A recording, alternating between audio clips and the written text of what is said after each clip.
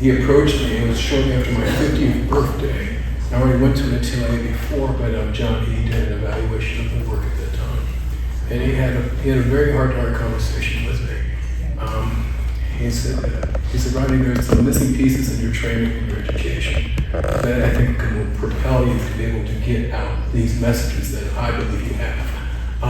He says, I don't doubt you being a great painter. I'm not worried about that.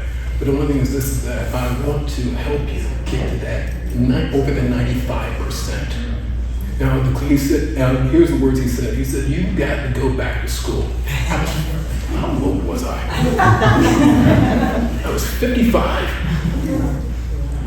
And I said, are you serious? He says, if you do this, you have to do it now. Stuck with me. And he said, I'll talk you off the cliff. He wasn't messing around. It was probably one of the hardest things I did at this stage of life. But I don't use the word rewarding, but something that it's something I deeply believe in. So without further, thank you for the reading, thank you for hosting, thank you for coming. And I read from script because I'll just go on and I don't want you to be here for 35 minutes just listen to me. Yeah, the latest painting, Stain, is on display here in the gallery out in the front. It's a young lady that is on with the red robe. This will help. I'm truly excited to release this current work because it is the culmination of an 8-month effort that encapsulates the beauty of resilience through the orchestration of art. I've been into depression in the week into month 3. If those who are familiar as far as the representational approach, representational training from the classical Atelier training, that you in education, that it's a limited palette, 6 colors. Well, I was challenged with the contemporary approach, where I had to go ahead and change from a 6 to a 20. That put me down for 3 weeks because they had to recalculate everything. And but I'll get more into it as far as I'll release the notes from my therapist.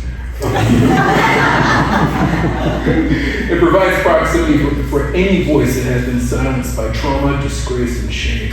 I'm excited about this thing because it represents a major turn in the narrative for reconciliation and restoration. And I just want to underscore as far as restoration, I need that everyone has. This painting has already been placed in over 2 international competitions, has placed in over 2 international competitions, and still hanging here. And one in North America and the other in Cordoba, Spain. We are waiting to hear from Barcelona as of right now, and the painting just got released within the past month and a half, I believe. This one here. The reason why the painting is placed and the reason why people are investing in it is because there's a message and a story behind it. And that's what we're here to do. Create something that people can relate to and find relevance. Often silenced narratives, that are silenced due as far as disgrace. I'm sure there's not a person here that's in earshot of my voice that doesn't know anyone that has suffered any kind of sexual abuse or trauma. This is not a tribute, but a mechanism, but a vehicle, a tool, if you will, to provide proximity to open up a conversation for the purpose of healing. I strongly invite you, please come by if you want to talk about it, if you want to just talk about pain and whatnot. I'm honored to be able to be here in this space, to be able to present this work. Thank you.